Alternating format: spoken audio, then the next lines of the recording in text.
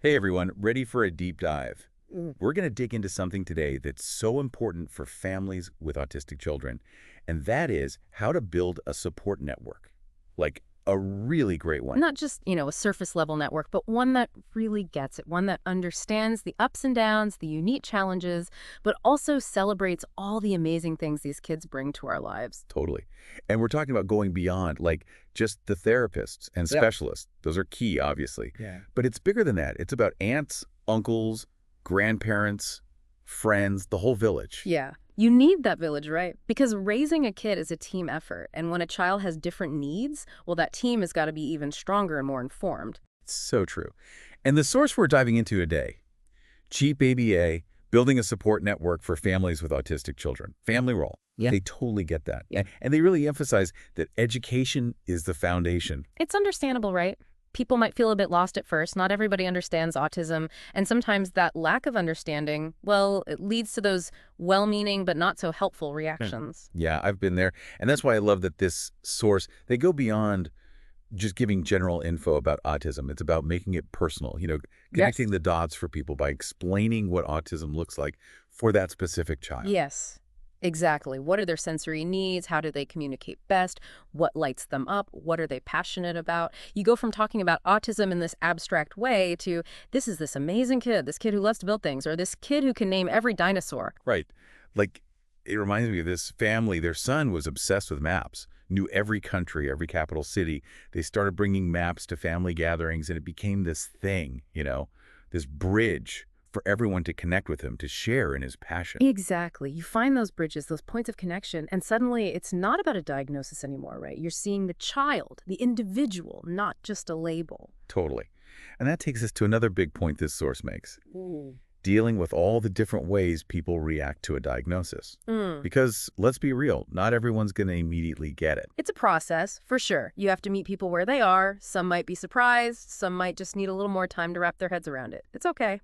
And that's where I think that advice about being patient and prepared is so key. Mm. The source talks about like having resources ready to go, being ready to answer questions, but also showcasing the child's strengths in those moments where someone might be doubting or unsure. It's all about, gently guiding people, right? Like, hey, remember how much she loves to sing? Well, sometimes music helps her calm down when she's feeling overwhelmed. You're not just explaining, you're connecting the dots. Love that. Okay, speaking of connections, we got to talk about grandparents. Mhm. This source really gets into their unique role, and honestly, it's something I've seen firsthand, that grandparent-grandchild bond. It's powerful. Oh, for sure. There's this well of unconditional love and patience there. Plus, let's be real, they often have more time and flexibility than parents might. Totally. This source made me realize that grandparents, they can offer support in ways that even parents sometimes can't. And I'm not just talking about the practical stuff like babysitting, although that is always appreciated, but they can also be incredible advocates. Oh, huge. They can educate other people, bust those myths, advocate for inclusion. It's They amazing. can talk to their friends, their neighbors, even other grandparents who might be going through something similar. It's like they create this ripple effect of understanding. Right. It goes way beyond just the immediate family. Yeah. That's powerful stuff. And, something we don't always think about, we can involve those grandparents even if they don't live close by. We've got video calls, and you can send letters, artwork back and forth. Oh, I love that. Those little gestures can mean so much. It's about keeping that connection strong, even from a distance. But, even with the best intentions, sometimes those conversations with family, even grandparents, they can be a little tricky. Hmm? What happens when, that well-meaning advice, it might not be the best approach? Well, that's when those communication skills we were talking about earlier, they really come in handy. Yeah. Because it's not about, dismissing their concerns or anything. It's more like, how can you gently offer a different perspective? Right. Like, Oh. how do you tell grandma that, I don't know, that her suggestion about a gluten-free diet, it might not be the magic solution here. But you don't want to make her feel bad, obviously. Yeah, it's tricky. I think sometimes what helps is framing it as a team effort. You could say something like, we really appreciate you looking out for child's name. Right now, we're actually working closely with their therapist on, the nutrition part. We'll definitely keep you in the loop on what we figure out. I like that. It's very, hey, we're all in this together.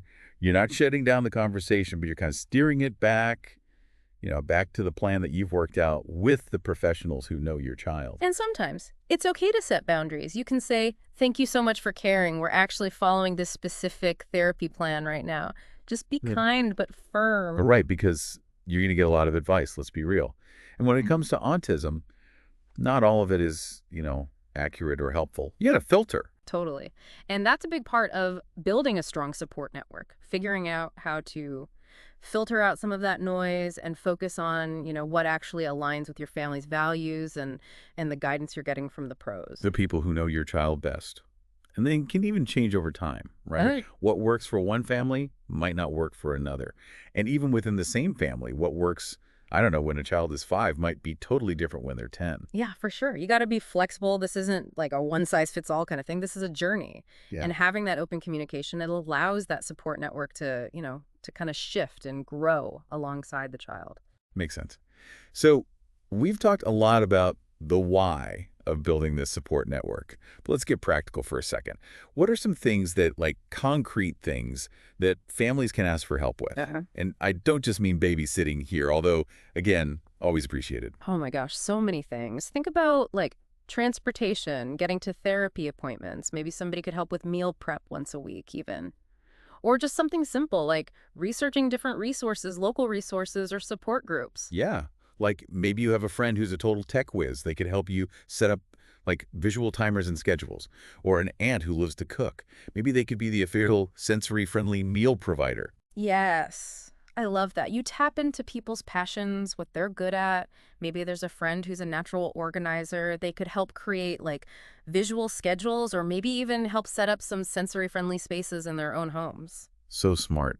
It kind of changes the whole idea of support, doesn't it? It's not this big, overwhelming thing. Everyone can contribute something. Exactly. And honestly, those little things, those little gestures, they can make a world of difference for a family that's, navigating the world of autism. It's about building that village, that sense of you're not alone on this journey. And that feeling, that sense of community, it's even more important when we think about the emotional support, right? Because this journey, it's not always easy. Families need people they can lean on. Oh, 100%. That's where just like listening, really listening, empathy, validation, those are the things that matter. Sometimes a family just needs to vent.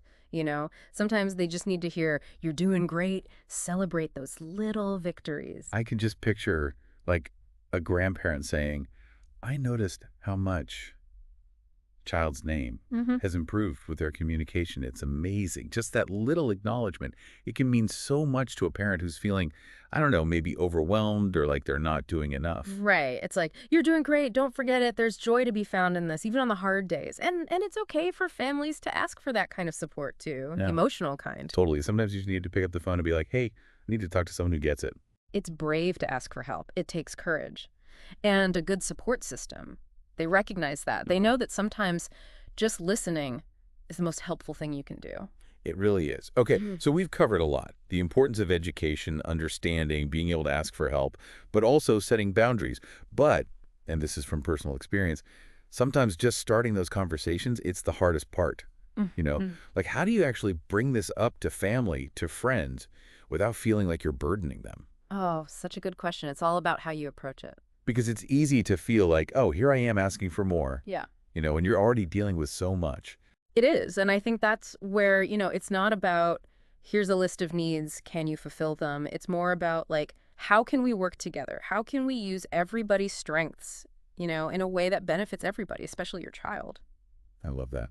So less about needs, more about strengths. Yeah. So what would that sound like in a real conversation? How do you actually phrase that? It could be as simple as, hey, you are so good with kids. We were just thinking, would you be open to, like, I don't know, spending some time with child's name, Yeah. doing something you both enjoy? No pressure or anything, just a thought. It takes the pressure off, right? It's like an invitation to connect. It's not another thing on the to-do list. Exactly. And be prepared that not everybody's going to be able to, like, commit to weekly babysitting or anything. Right. But maybe they'd love to, like, plan a special outing once a month, something sensory friendly, or be the person you go to when you need help researching, like new therapies or something. Finding those win-wins Exactly. where everybody feels good about it. It just makes me think this whole thing, building the support network, It's not like you do it once and you're done, right? Oh, no, no. This is ongoing. This is a relationship, really. And it changes over time as your child grows, as your needs as a family change. So you got to keep checking in. Yes, You got to be grateful for the help you're getting absolutely. and be open to, like, okay, maybe this isn't working. We got to adjust. Yeah. And celebrate the wins too. Yeah.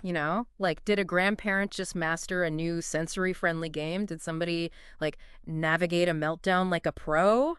Acknowledge those things. Celebrate them. They're important.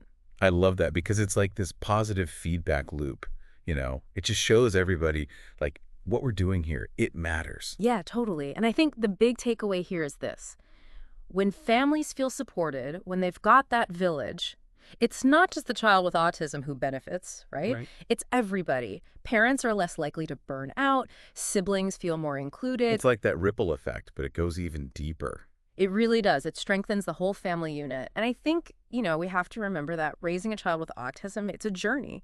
And like any journey, it's better when you've got, when you've got a good team with you. It really does take a village, doesn't it? It does. And when that village shows up, ready to love, ready to learn, ready to understand, man, the possibilities are endless. They are.